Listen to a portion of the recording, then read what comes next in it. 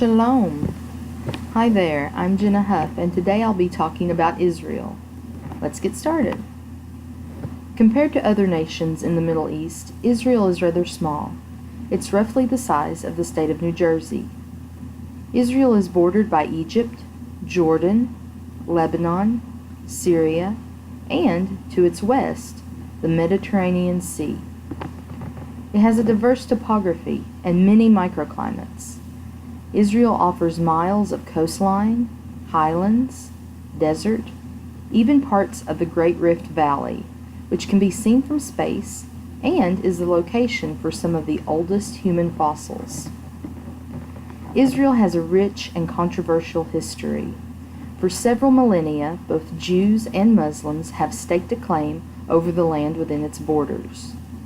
More recently, in 1948, Israel was granted its independence as a Jewish nation. This came just 3 years after the end of World War II, when the Jewish people suffered the Holocaust and needed a land of refuge. That declaration of independence has fueled brutal fighting between Jews and Muslims in the region, as the Jewish people strive to hold on to the only Jewish country in the world.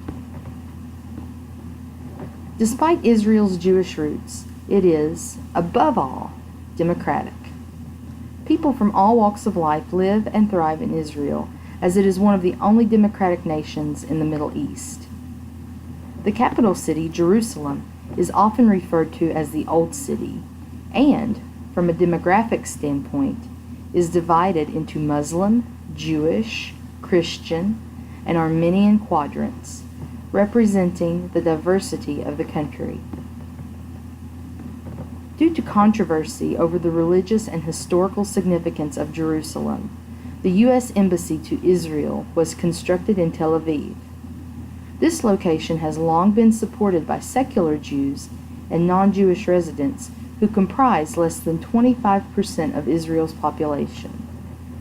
More recently, the United States sought to move the embassy to Jerusalem as a measure to consistently locate United States ambassadors within the country's capital, as is the case for all other nations in which a U.S. embassy exists.